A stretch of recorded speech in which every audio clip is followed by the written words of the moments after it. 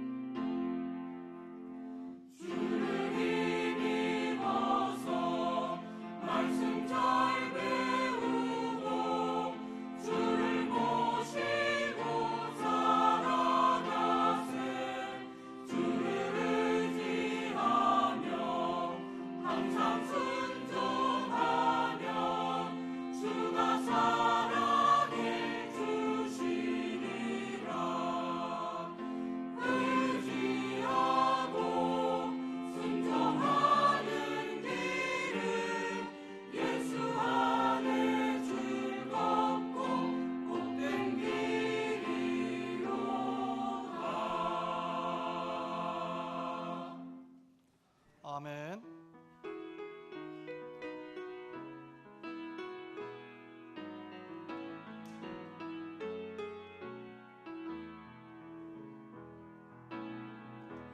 당신은 하나님의 언약 안에 있는 축복의 통로, 당신을 통하여서 열방이 주께 돌아오게 되리. 당신은 하나님의 언약 안에 있는 축복의 통로, 당신을 통하여서 열방이 주께 예배하게 되리. 할렐루야. 은혜로운 찬양 감사를 드립니다. 지난 주일에는 시편 90편의 말씀, 모세의 기도에 대한 말씀을 드렸습니다. 우리가 기도할 때 가장 중요한 것은 우리의 기도의 대상이신 하나님이 어떤 분이신가 하는 것을 바르게 아는 것이 중요합니다. 모세는 이렇게 고백했습니다. 하나님은 산과 땅과 세계가 조성되시기 전 영원부터 영원까지 계시는 주님이시다. 주의 목전에는 천년이 어제 같고 밤의 한순간 같습니다 라고 고백했습니다. 산과 땅과 세계가 언제부터 있었는지 우리는 알지 못합니다. 아주 오래전부터 그렇게 있었을 텐데 하나님은 산과 땅과 세계가 조성되기, 창조되기 그 전 영원부터 영원까지 계시는 하나님이시고, 주님의 목전에는, 주님께서 보실 때에는 천년이 마치 어제 같고 밤의 한 순간 같을 뿐이다. 천년이 얼마나 긴 세월입니까? 그런데 하나님께서 보실 때에는 그 천년은 지나간 어제 같고 밤의 한 순간 같을 뿐이다. 하나님은 영원하시다라고 고백합니다. 또 기도할 때 중요한 것은 기도하는 우리 자신이 어떤 존재인지를 정확하게 알아야 됩니다. 모세는 이렇게 이야기했습니다.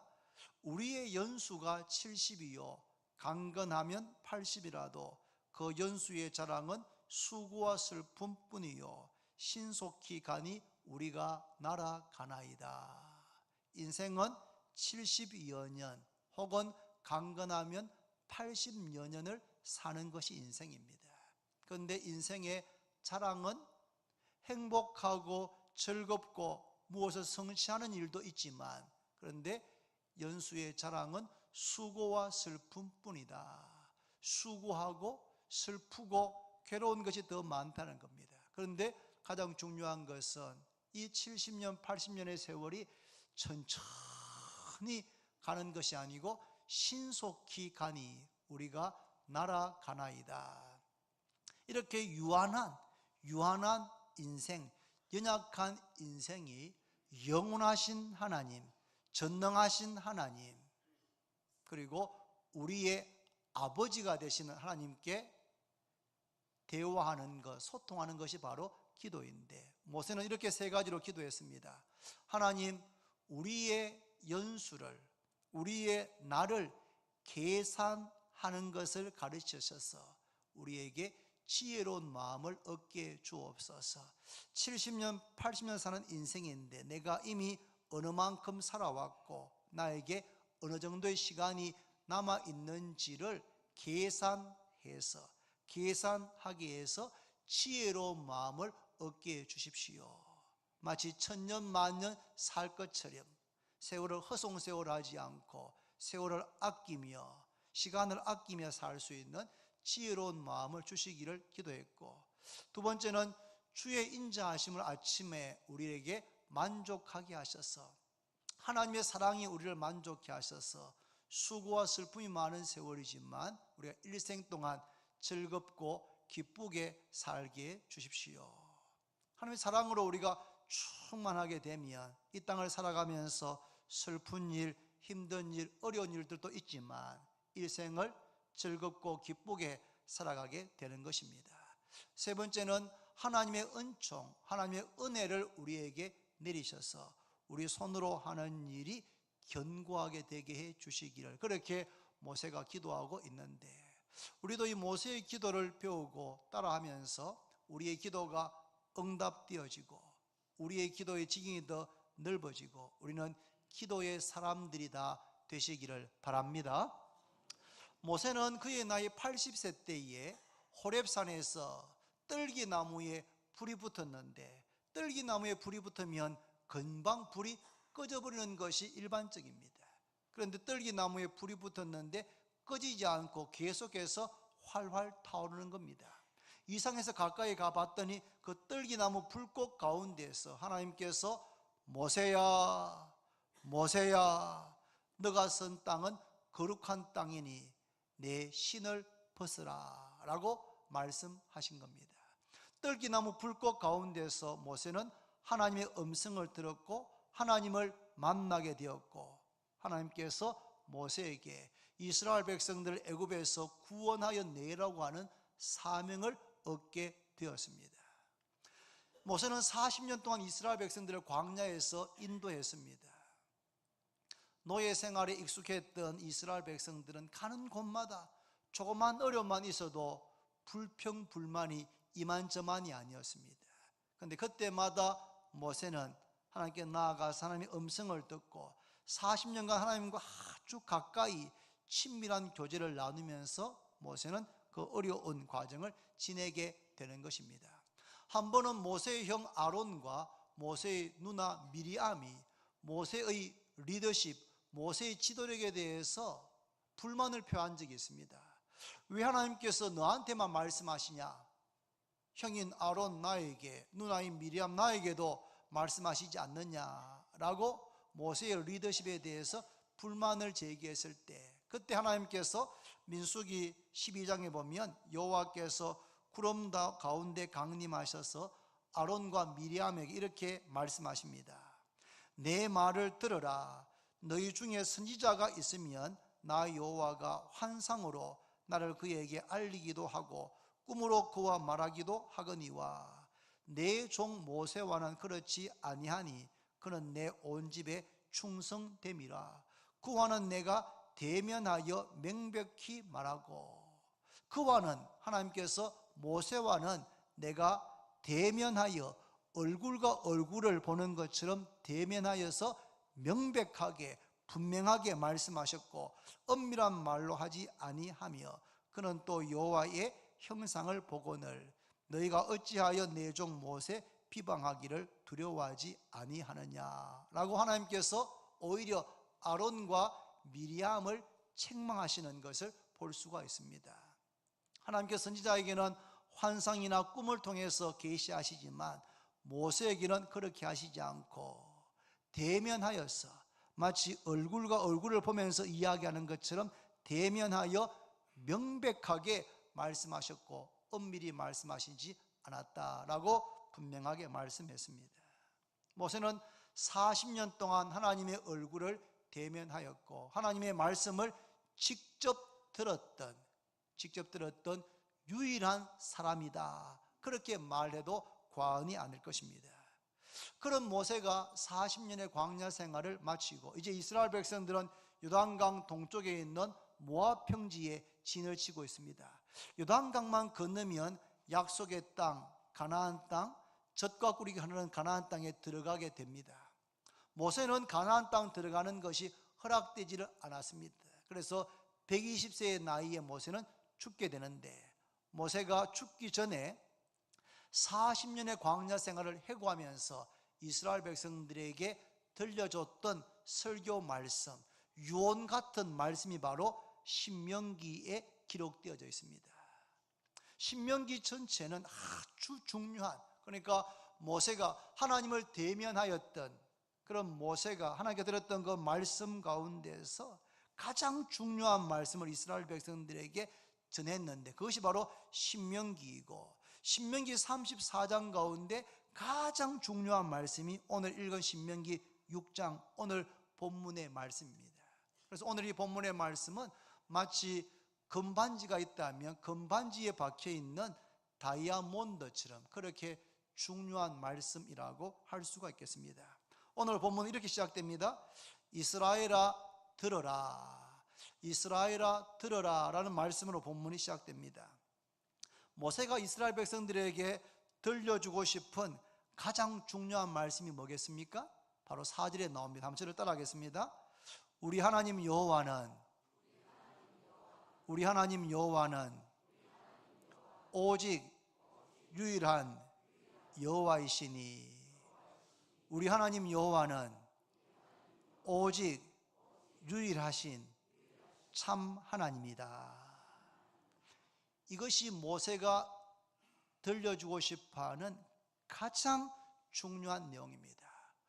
우리 하나님 여호와, 우리를 지난 40년 전에 애굽의 그 바로의 압제에서부터 구원하여 내시고, 지난 40년간 광야에서 농사한 적도 없는데 하나님께서 매일 아침마다 만나를 내리셔서 먹여주시고, 반석에서 물이 타올라서 마시게 해주시고, 옷이 헤어지지 않고 신발이 딸지 않게 하셨던 그 하나님, 우리 하나님 여호와는 오직 유일하신 여호와시다.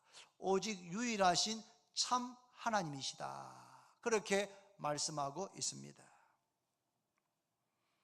한번 여러분 이해를 돕기 위해서 시편 100편 한번 펴보겠습니다. 여러분, 시편 100편, 요즘 새벽기도 때 시편 말씀을 매일 아침에 한 장씩 보고 있는데, 지난 목요일 날 아침에 봤던 말씀입니다. 시편 100편 같이 한번 읽습니다. 1절과 2절입니다. 875페이지입니다. 시편 100편 1절 2절 다 같이 시작. 온 땅이여 기쁨으로 여호와를 섬기며 노래하면서 그의 앞에 나아갈지어다. 온 땅이여, 여기서 말하는 우리가 발을 딛고 있는 땅을 말하는 것이 아니고, 이 온 땅, 온 세상에 살고 있는 모든 사람들, 모든 민족들, 모든 사람들은 여호와께 즐거운 찬송을 부를지어다. 기쁨으로 여호와를 섬기며 노래하면서 그의 앞에 나아갈지어다 라고 초청하고 명령합니다.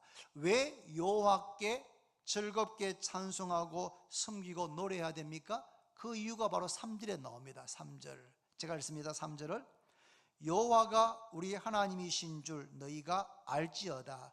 그는 우리를 뭐 하신 분입니까? 지으신 이요 우리는 그의 뭡니까? 그시니 그의 백성이요 그의 기르시는 양이로다. 왜 우리가 하나님께 즐겁게 찬송하고 노래하고 하나님을 섬겨야 됩니까? 그 이유는 하나님께서 우리를 지으셨기 때문입니다. 우리를 창조하셨기 때문입니다. 왜 찬송해야 됩니까? 우리를 구원하셨기 때문입니다. 하나님께서 창세기 1장에 보면은 천지 만물을 말씀으로 창조했습니다. 빛이 있어라 하시니 빛이 있었고 보시기에 좋았더라. 둘째 날 궁창 위의 물과 궁창 아래의 물로 나누어져라 하시니 그대로 되었더라.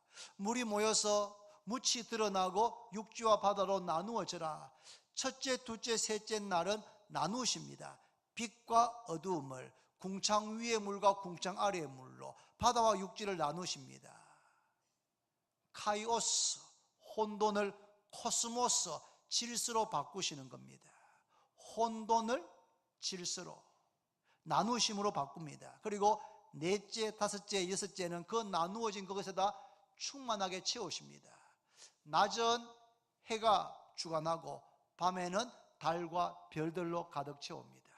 궁창 위에는 새들이 날게 하시고 궁창 아래 바다에는 온갖 종류의 물고기들이 번성하게 하십니다. 육지에는 온갖 종류의 가축과 짐승들이 번성하게 하십니다. 그런데 창조의 역사의 맨 마지막에 하나님께서 사람을 창조하셨는데, 사람이 있으라 하시니 있은 것이 아닙니다. 직접 흙으로 사람을 만드셨습니다. 그리고 그 코에 생기를 불어 넣으셨습니다.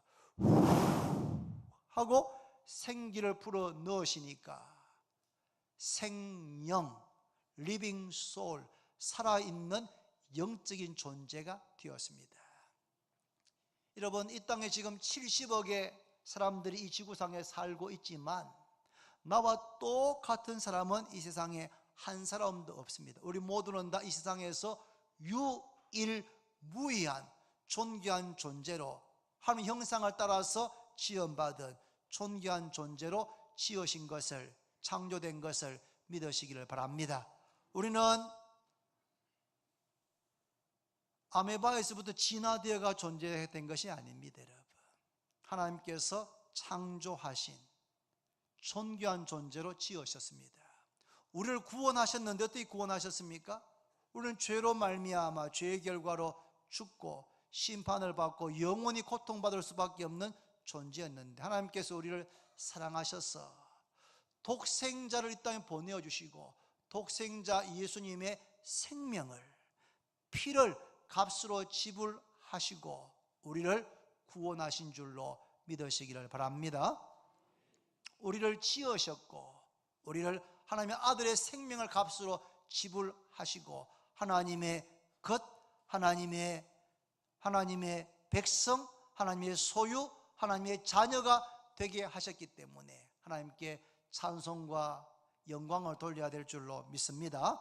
또 시편 100편 4절에 보시면 감사함으로 그의 문에 들어가며 찬송함으로 그의 궁중에 들어가서 그에게 감사하며 그 이름을 송축할지어다.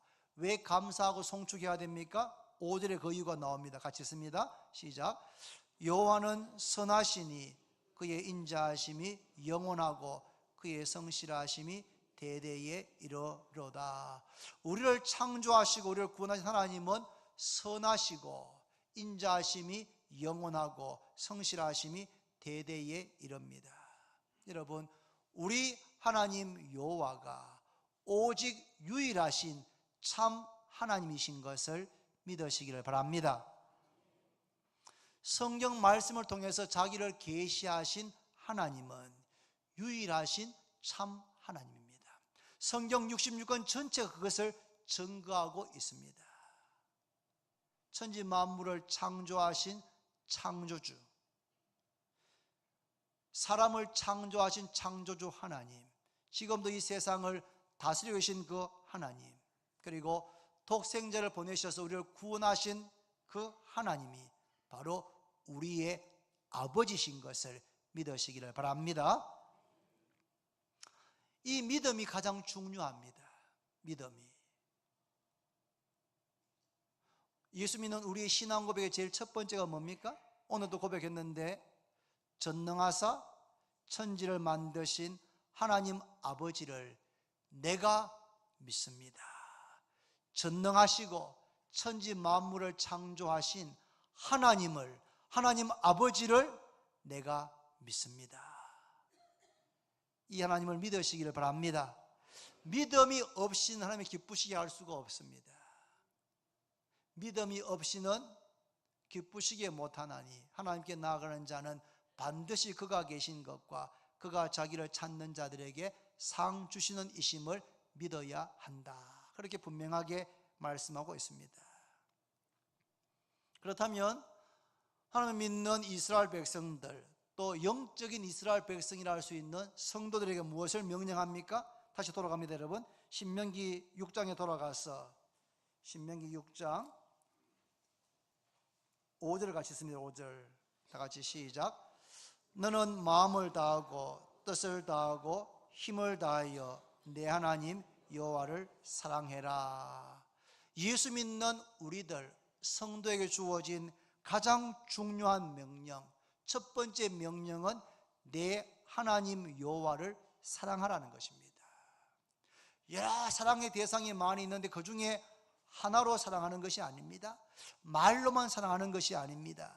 하나님도 사랑하고 세상도 사랑하고 하나님도 사랑하고 재물도 사랑하고 그런 사랑이 아니고 마음을 다하고 뜻을 다하고 힘을 다해서 주 너희 하나님을 사랑해라. 그렇게 명령하고 있습니다. 마음을 다해서 온 마음으로 전심으로 하나님을 사랑하시기를 바랍니다. 뜻을 다해서 사랑해야 됩니다. 사람에게는 자유의지가 있습니다. 자유의지가. 사람은 태어날 때부터 하나님을 사랑하도록 프로그래밍이 된 것이 아닙니다. 자유의지가 있어서 하나님을 사랑할 수도 있고 사랑하지 않을 수도 있습니다. 하나님보다도 우상을 더 사랑할 수도 있습니다. 그런데 자유의지를 가지고 다른 것보다도 우상을 섬기거나 사랑하지 않고 유일하신 참 하나님 여호와를 뜻을 다하여 사랑해야 합니다. 힘을 다하여 사랑해야 됩니다. 주 예수보다도 귀한 것은 없네. 세상 부귀보다도 세상 명예보다도 세상 행복보다도 주님을 더 사랑합니다. 주 예수보다 더 귀한 것은 없습니다.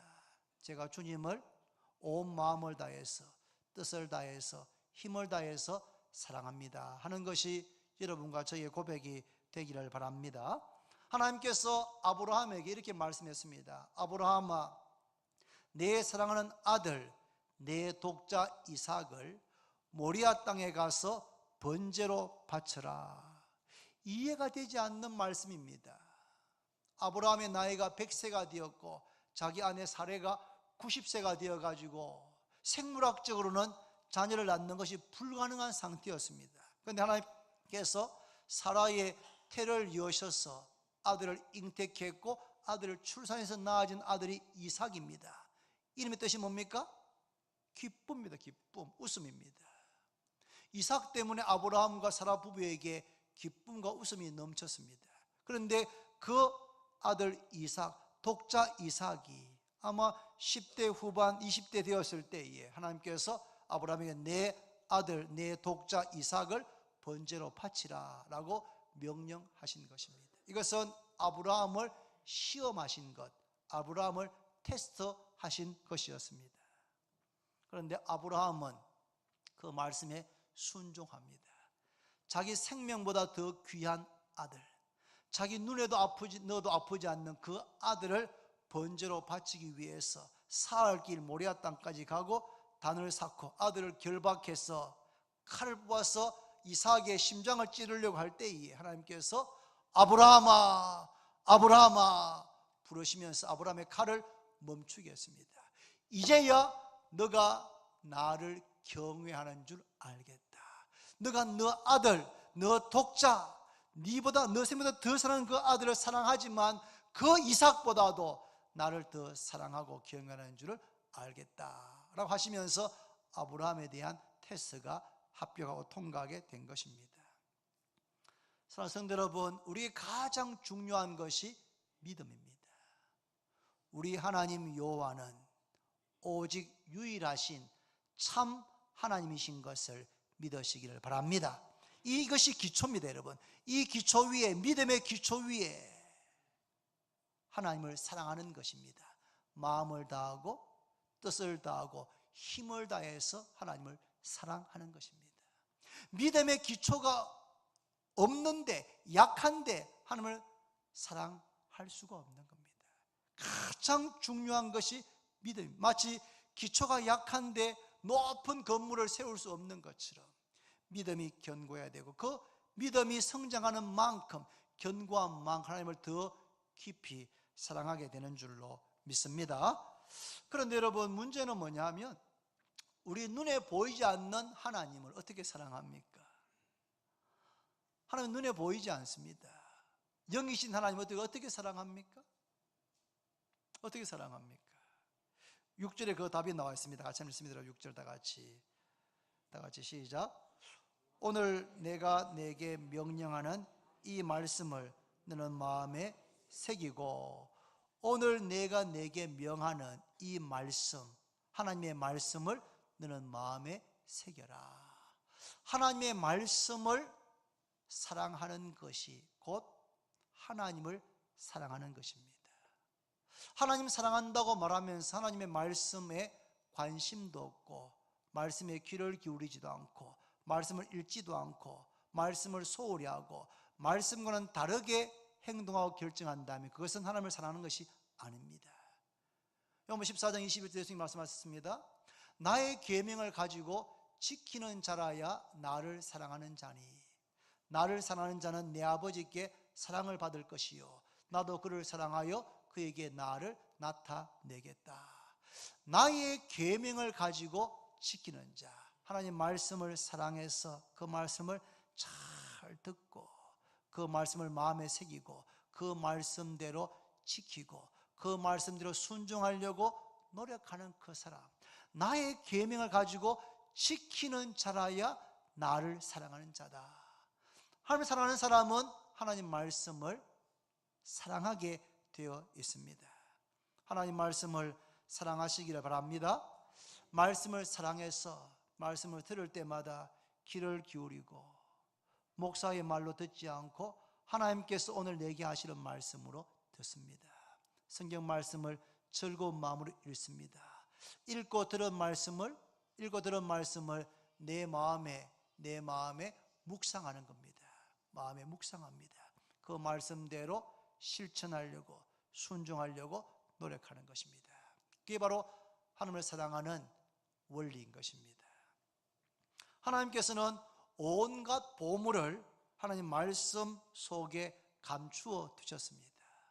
말씀을 읽고 듣고 묵상하면 말씀 안에서 구원을 얻게 되고, 영생을 얻게 되고, 지혜를 얻게 되고, 영혼의 양식을 얻게 되고, 우리의 목마른 영혼을 시원케 해주는 생수를 얻게 되고, 형통을 얻게 되고, 건강을, 축복을 얻게 되는 줄로 믿습니다. 말씀 안에 온갖 보물을 감추어 두신 것입니다.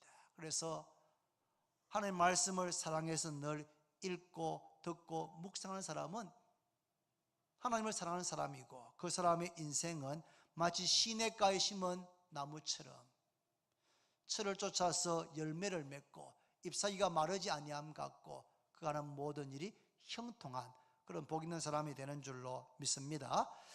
또 여러분, 하나님의 사랑은 또 다른 방법이 7절에 나와 있습니다. 7절을 같이 봅니다. 여러분 시작. 내 자녀에게 부지런히 가르치며 집에 앉았을 때에든지 길을 갈 때에든지 누워있을 때에든지 일어날 때에든지 이 말씀을 강론할 것이며, 하나님을 사랑하는 사람은 하나님 말씀을 사랑해서 마음에 새깁니다. 그것뿐 아니고 이 말씀을 자녀들에게 가르치는데 대충 가르치지 않고 부지런히 말씀을 가르칩니다. 모든 시간, 모든 장소를 불문하고 기회 있을 때마다 말씀을 가르치는 것입니다. 집에 앉았든지 길에 갈 때든지 누웠을 때든지 일어날 때든지 말씀을 가르치고 강론합니다. 모든 상황을 이용해서 말씀을 접할 수 있게 합니다. 너는 또 그것을 내 손목에 메어 기호를 삼고 내 미간에 붙여 표로 삼고 내 집 문설주와 바깥문에 기록할지니라. 언제든지 성경 말씀을 접할 수 있도록, 언제든지 펼쳐서 읽을 수 있도록 내 손목에 메고 미간에 붙이고 문설주와 바깥문에 그 말씀을 기록해 놓아라. 그래서 너희 자녀들이 언제든지 그 말씀을 접할 수 있게 하라고 말씀하고 있습니다. 한 가지 묻겠습니다. 여러분, 사랑하는 여러분, 매일 성경 말씀을 읽습니까? 읽으면 한번 고개 한번 끄덕 해보시겠습니까? 예, 여러분, 말씀을 매일 꾸준히 읽으셔야 됩니다. 하루에 밥을 3끼 먹는 것처럼 말씀을 매일 매3 주 5 매일 석장, 주일날 5장 읽는 것이 습관이 되어야 됩니다. 여러분, 말씀을 읽지 않으면 아무리 중직자라도, 아무리 교회를 오래 다녔어도 신앙에 힘이 없습니다. 조그만 어려움에도 넘어지게 됩니다. 근데 말씀을 늘 읽고 묵상한 사람은 밥을 잘 먹는 사람이 건강한 것처럼 매일 말씀을 읽으시기를 바랍니다. 말씀을 내가 읽을 뿐 아니고 내 자녀들에게 성경을 읽게 하십니까? 읽게 하십니까? 읽게 하셔야 됩니다. 성경 읽었나? 읽어라. 그렇게 말씀하시는 부모님들은 좀 있을 겁니다. 그런데 자녀들과 함께 성경을 읽는 부모님들은 그렇게 많지는 않을 겁니다. 내가 읽어야 되고 내 자녀에게 읽고 가르쳐야 되는데 내 자녀들이 성경을 읽도록 함께 읽는 분은 그렇게 많지는 않을 것 같습니다. 지난 4월 24일 날 화요일 날 동아일보 23면에 프랑스 마크롱 대통령의 최측근인 세드리크 오, 델핀 오 남매에 대한 기사가 전면에 실려졌습니다. 이게 성이 오시죠. 오 세드리크, 오 델핀, 남매입니다. 남매. 이 두 남매는 30대 초반인데 마크롱 대통령이 아주 신임하는 그런 사람들이라고 실려 있었습니다. 그런데 이 두 남매의 부친은 전 카이스트 대학교 초빙 교수였던 오영석 씨입니다. 그래서 동아일보가 그분께 두 남매를 프랑스 최고의 엘리트로 키운 비결을 물었을 때에 이 오 교수가 이렇게 대답했습니다. 부모도 불완전한 인간이기 때문에 이래라 저래라 하지는 않았습니다. 그 대신 집에 있는 TV를 없애고 저녁에 가족이 함께 둘러앉아서 책을 읽었습니다. 프랑스 가서 결혼했는데 거기서 아이들이 태어나서부터 집에 있는 TV를 없애고 아이들과 함께 책을 읽기 시작했답니다. 뭐 별일 아닌 것 같지만 그렇게 아이들이 함께 책을 읽기 시작했는데 그 아이들이 훌륭하게 자랐고 프랑스 최고의 엘리트들, 마크롱 대통령이 신임하는 그런 두 최측근이 되었다고 하는 기사였습니다. 대한민국 가정의 90% 이상이 아마 집안의 거실에 뭐가 차지하고 있습니까? 뭐가요? 거실에 TV님이 TV가 집집마다 거의 다 차지하고 있습니다. 저는 가끔 이렇게 이번에 신방을 다니면서 가끔 깜짝 놀란 적이 몇 번 있습니다. 왜냐하면 거실 사이즈에 비해서 TV가 좀 크다, 제가 말은 안 했지만 크다 이렇게 느낀 적이 있기 때문입니다. 물론 뭐 영화나 TV 보는 걸 좋아하시는 분들은 큰 TV를 차는 것 아무 문제가 없습니다. 그럴 수 있습니다, 충분히.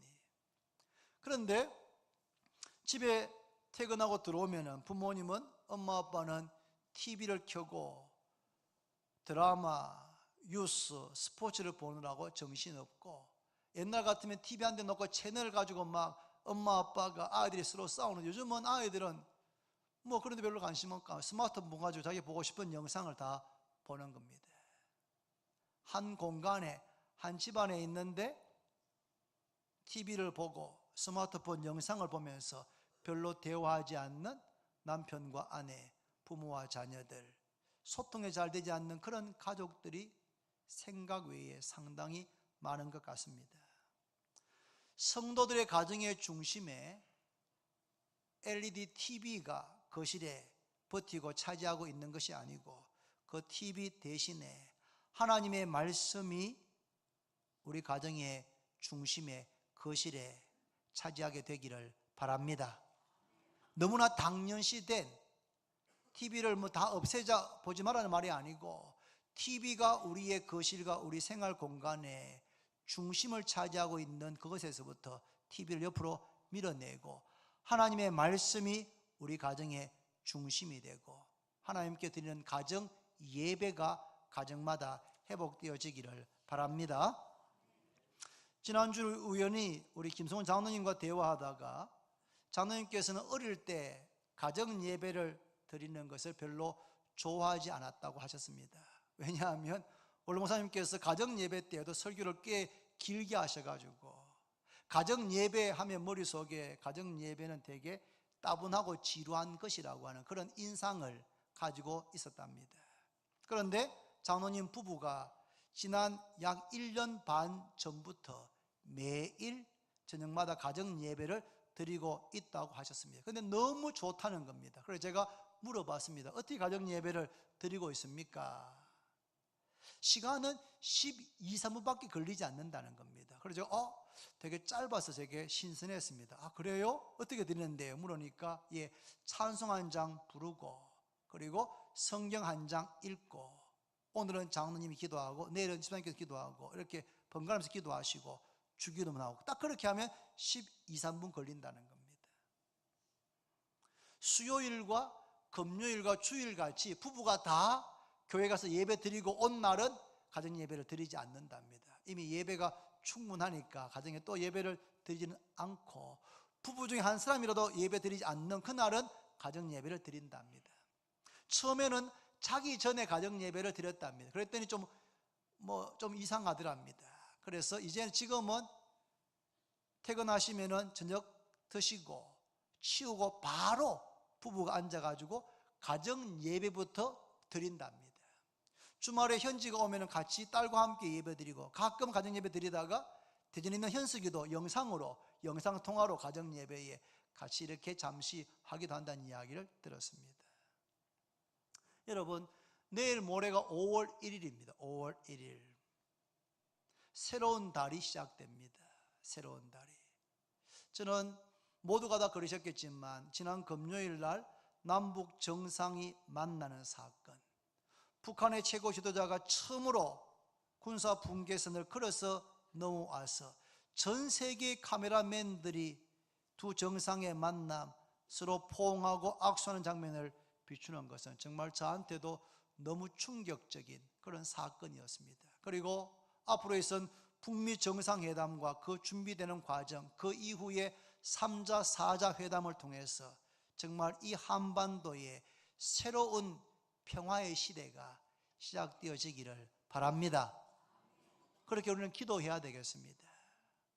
그런데 그에 못지않게 우리 가정에 이번 5월 달부터 가정 예배를 드리게 된다면 그것은 하루에 12, 3분밖에 걸리지 않는 일이지만 그것은 우리 가정의 새로운 역사, 새로운 변화의 출발이 될 거라고 저는 확신합니다. 부부가 함께 가정 예배를 드리면 좋지만 때로는 그렇지 못할 때에는 아내나 남편 혼자서 예배를 드릴 수도 있습니다. 자녀들이 함께 예배 드릴 수 있으면 제일 좋습니다만은 또 율법적으로 자녀들에게 예배 안 드리면 안 된다고 막 그렇게 윽박 지르실 필요는 없습니다. 예배는 하나님과 교제하는 즐거운 시간이고 하나님께 대한 자발적인 우리의 사랑의 표현인 것을 가르치고 예배가 즐거운 시간이 되도록 혼자서 혹은 부부가 혹은 아들, 딸과 같이 그렇게 예배를 드리시고 뭐 꼭 매일 드리지 않더라도 부부가 가능한 시간을 정해서 그렇게 예배를 드리시기를 권면합니다. 시간은 12, 3분 찬송 한 장 부르시고 성경 이미 가정 예배 드리고 있으면 각자의 읽고 있는 책을 읽으시면 되는데 우리 교회적으로는 이번 5월 달에 마가복음을 한 장씩 읽으면서 가정 예배 드리기를 제가 권면합니다. 왜냐하면 마가복음이 제일 짧기 때문입니다. 16장까지. 그래서 5월 달에 최소한 16번만 드리면 절반만 성공하면은 마가복음을 끝낼 수 있는 겁니다. 할렐루야. 한번 도전해 보십시다. 저희 가정도 저희들도 영국에서 가정 예배를 잘 드렸는데 한국 와서 잘 못 드렸습니다. 또 뭐 저도 뭐 예배 인도하고 신방하고 하다 보면은 저녁에 가서 그렇게 할 에너지가 없었는데 저도 말씀 주면서 제가 마음에 결심했습니다. 제 아내와 함께 또 아내가 또 하지 않겠다면 혼자서 이렇게 예배를 드리려고 합니다.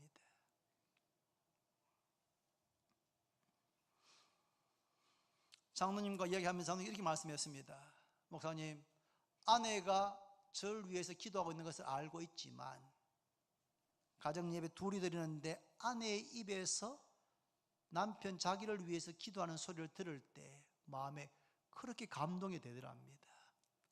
남편이 아내를 위해서 기도하는 거 알고 있지만 예수 믿는 아내라면 그런데 가정 예배 둘이 드리면서 남편이 아내를 위해서 축복하며 기도할 때에 아내는 내 남편이 날 참 사랑하시는구나 라고 마음에 깊은 감동이 됩니다. 자녀가 함께 예배를 드린다면 엄마 아빠가 자녀를 위해서 축복하며 기도할 때에 하나님께서 우리 자녀들의 마음속에 믿음이 뿌리가 내리게 되고 견고하게 되는 역사가 일어날 줄로 믿습니다. 5월 한 달은 마가복음으로 6월 달은 요한복음으로 그렇게 한번 드려보려고 합니다. 한번 4월 말 되면 한번 제가 물어보려고요.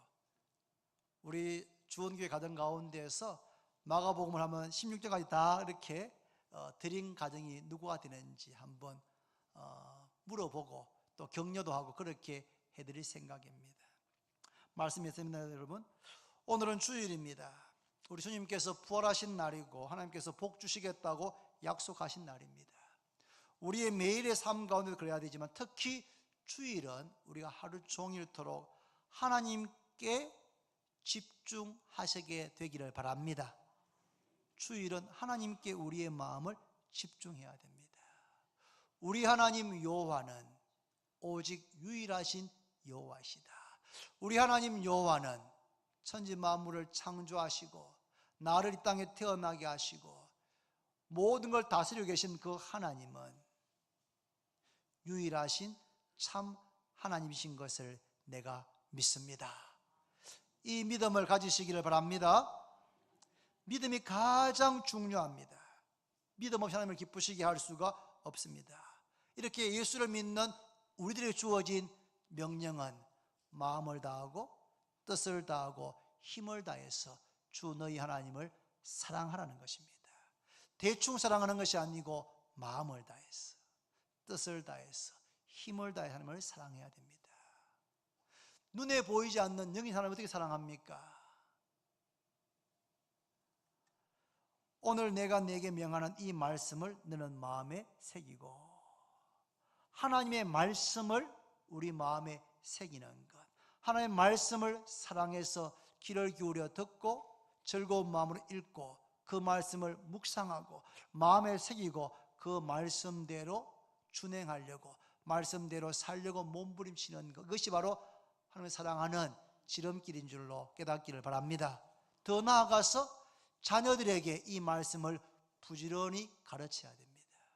말씀을 가르칠 수 있는 기회가 없습니다. 가정 예배를 드리게 되면 함께 마가복음 1장을 서로 교독하면서 진리의 성령께서 그 말씀을 부모님에게, 자녀에게 말씀이 깨달아지게 하실 줄로 믿습니다. 시간이 좀 지나면 우리 자녀들도 부모님이 믿는 그 하나님을 믿게 되고 사랑하게 될 것입니다. 그러면 그 자녀들이 또 결혼해가지고 자녀를 낳으면 우리 자녀의 자녀들에게 함께 예배를 드리면서 하나님의 말씀을 함께 읽고 그 자녀의 자녀도 하나님을 믿게 되고 사랑하게 되어서 자녀의 자녀가, 그 자녀의 자녀가 천대까지 이르러서 하나님을 믿고 사랑하는 그런 믿음의 명문 가문이 될 줄로 믿습니다. 오늘 세 가지를 꼭 기억하면 좋겠습니다. 첫째, 우리 하나님 여호와는 유일하신 참 하나님이십니다. 그 하나님을 마음을 다하고 뜻을 다하고 힘을 다해서 사랑해야 됩니다. 그 사랑의 방법은 하나님의 말씀을 내 마음에 새기고 내 자녀들에게 부지런히 가르치는 겁니다. 뭘 통해서요? 가정 예배를 통해서.